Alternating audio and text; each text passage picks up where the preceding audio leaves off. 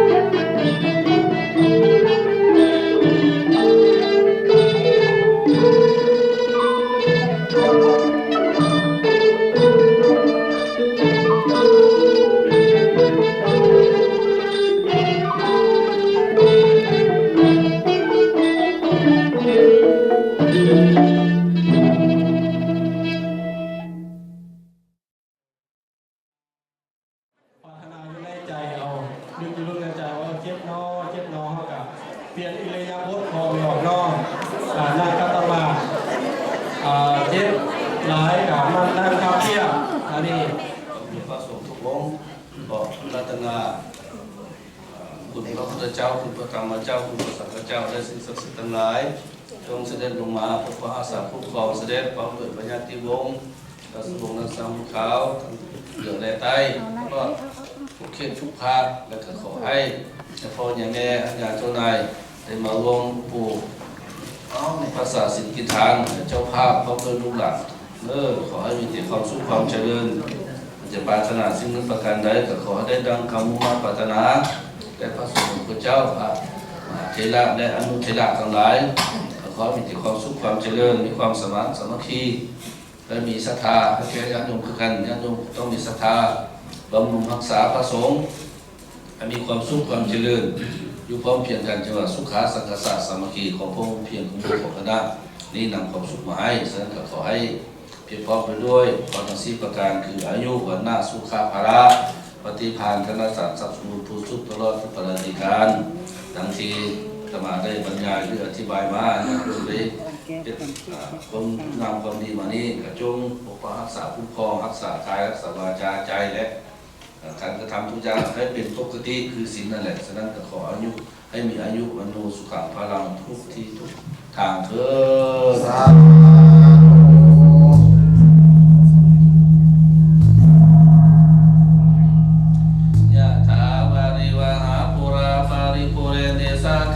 เงวเมวัยโตจินังเปตานังอุปกปติอิจิตังปฏิตังตุมังคิปะเมวะสมิจตุสัพเพปุเรนตุสังกปาจันโทปนารโสยถามณิโชติรโสยถาติโยวิมัสสันตุสัพพะโรโควินาศตุมาเตภวัตวันตรายโยสุขิติขายุโกภวะอภิวาทนาสิริสเนจังวุฒาปัจจายโนจัตตารโอธรรมาวัฏันติอายุวันโนสุขังภาลังอายุโทภลโทเทโลวันนะโทปฏิภาณโทสุขัสสะทาลาเมตาเวสุขังโสอธิคาสติอายุทาตวาภลังวันนังสุขันจาปิภาณโตภิกขายุยาสวาโหติยาทายาทุปปัสสติภวตุสัพพมังคลังรักขันตุสัพพเทวตาสัพพพุทธานุภาเวนัสสทาสุทิภวันตุเตภวันตุสัพพมังคลังรักขันตุสัพพเทวตาสัพพธรรมานุภาเวนัสสทาสุทิภวันตุเตภวันตุสัพพมังคลังรักขันตุสัพพเทวตาสัพพสังฆานุภาเวนัสสทาสุทิภวันตุเตสัญญาณามอิมินาปุญญกรรมเมนะอุปัชฌายากุนุตตราจาริโยอาการะจามัตตปิตาจายาตกะปิยามะมังสุริโยจันติมาราชาคุณามัตตานานาปิจามะมาราชาอินทราจตุโลกปาราชาเทวตายาโมมิตามนุสาจามัสสตาเวริกาปิจาสัพเพสัตตาสุขิโหตุปุญญานิปักกานิเมสุขังจติวิทังเจตุขิปังปะเปตาโวมันตังอิมินาปุญญกรรมเมนะอิมินาอุทิเสนะจักขิปะสุราเปวัตถุปาทานาเสตานังเยสันตาเนหินาคัมมังนิพพานะโตมามังนัสสันตุสัพพะทาเยวายาคาชาโตปะเวปะเวหุสุขิตังสติปัญญาสัมเนโกยัมปินามาราคันตุโนกาสัมกาตุจาริเยสุเมพุทธาทิปาวาโรนาโหธัมโมน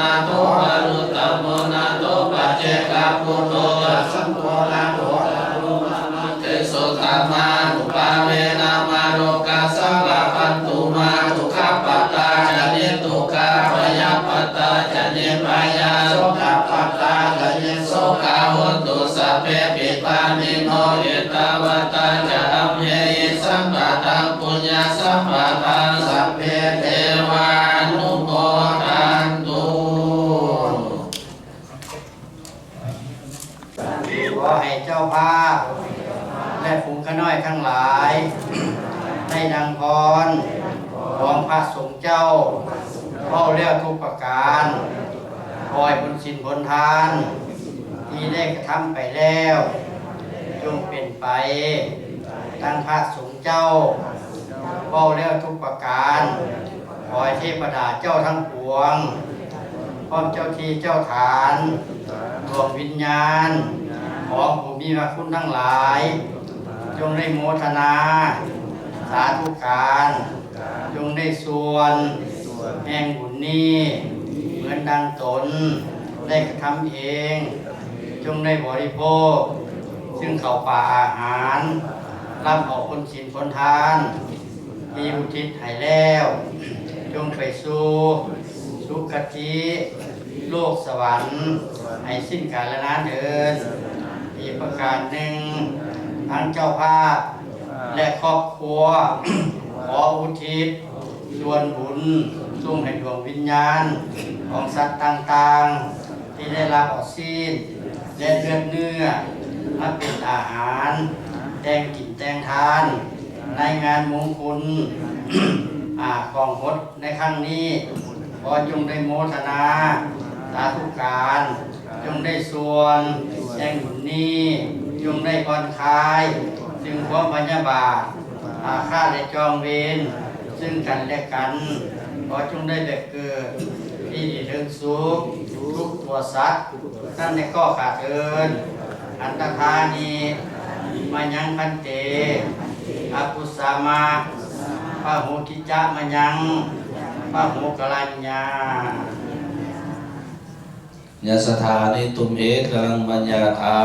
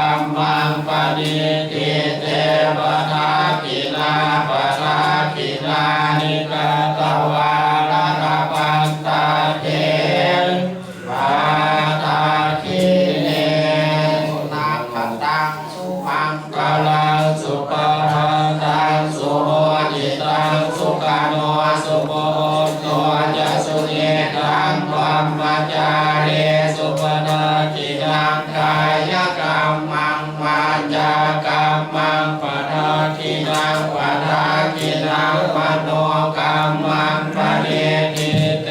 ปะทาทินาปะทาทินานิกตวาระพันตาเทปะทาทิเนเอาว่าเฮากันขาดตามเพื่อนอกมันก็จะเมื่อนอกเอาครับครั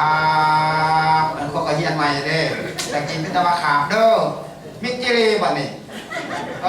เป็นสัญญาณกันเด้มันเขาก็เฮียนใหม่เด้กราบลาเด้อภูมิข้าจะขออำลาภูมิข้าจะขออำลาเวลามาถึงแล้วขอลาแก้วสามประการน้อมอำลาควรพระพุทธน้อมอำลาควรพระพุทธพร้อมพระธรรมที่สอนไว้ยกมือไหว้ขออำลาพระสงฆ์ผู้เมตตาพระสงฆ์ผู้เมตตาไว้วันพาขอลาก่อนขอลาก่อนอาจารย์ผู้สิสอนอาจารย์ผู้สิสอนพระนงกรสวัสดีตามใจไปวันนี้ตามใจไปวันนี้จิตข้ามีข้านานามต่อท้ายด้วยวาจาต่อท้ายด้วยวาจาเป็นภาษาพระบาลีอาจารย์ผู้เมตตาและอารีอาจารย์ผู้เมตตาและอารีจงสุขีทุกท่านเถิดวันที่17พ่อกันเด้อลูกหลานเด้อ